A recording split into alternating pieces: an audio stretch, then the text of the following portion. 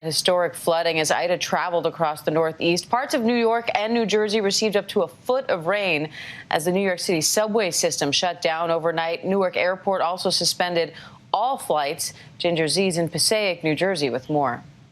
A flash flooding siege in the Northeast. States of emergency in New York, New Jersey, and Pennsylvania. Multiple deaths reported as the remnants of Ida merged with the front to produce chaos. For the first time in recorded history, the National Weather Service issuing a flash flood emergency for all 5 boroughs of New York City. More than 7 inches of rain in just a few hours. The Western Hemisphere's busiest subway system shut down. Waterfalls pouring down station stairs, trains pulling in to find platforms submerged. People wading through waist-high water. Above ground, stranded cars and water rescues everywhere. FDNY members rescuing someone who has been trapped in that Jeep for now well over an hour. Our New York station, WABC, right there as a man was finally brought to safety. And in Queens, a partial building collapse, at least 2 people killed. And at Newark Airport in New Jersey, the wettest day ever recorded. Flooding taking over baggage claim terminals, hundreds of flights canceled. Passaic, New Jersey Mayor Hector Laura pleading during the storm for people to stay inside. We have too many areas where the flooding has gotten so bad that cars are stuck and we have bodies underwater. We are now retrieving bodies. The same system torturing southern New Jersey and Pennsylvania earlier in the evening with at least 6 tornadoes. Look at that tornado! Nearly 25 homes in Mullica Hill, a total loss. Others shredded. See branches start to get carried by the wind past my house. The chair on our front porch got flipped, and it was nuts. In Horsham, Pennsylvania, the storm uprooting trees, tipping semis. And in Allegheny County, 41 people, mostly students, in this bus rescued. Experts attributing the frequency of these extreme rainfall events to human-caused climate change. In reality, what was once the 100-year flood, the flood that had about a 1% chance of happening any given year, isn't the 100-year flood anymore. And Ginger Z joins me live now from Passaic, New Jersey. Ginger, what's it like there right now?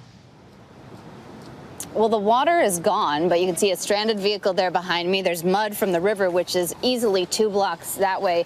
And then this vehicle shows you how high the water was. There's a water line and a couple of little sticks that were likely debris left up there. So waist-high water. I've been talking to people around here. They said that the water was higher overnight than it was in Sandy.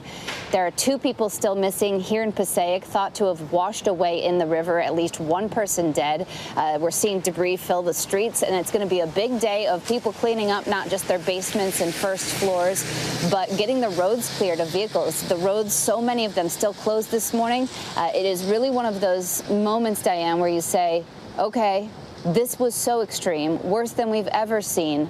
What's next? And Ginger, the fact that the water's all gone shows how quickly it comes and it goes. We have footage coming in now live from Connecticut, where the water is still there and rescues are underway. How dangerous is a situation like this, particularly when we had this combination last night of the tornado warnings and the flash flood warnings? Right. So we've got a flash flood emergency was issued. A flash flood emergency is different than just the regular flash flood warning, which, by the way, is deadly enough, right? I always say when there's a flash flood warning, don't go in your car. More than half the deaths in flash flooding happen in vehicles. So a flash flood emergency was what made this unique. And unique because the National Weather Service in New York issued it for the 5 boroughs of New York for the first time. Issued for exceedingly rare situations, severe threat to human life, just like we saw last night with catastrophic damage.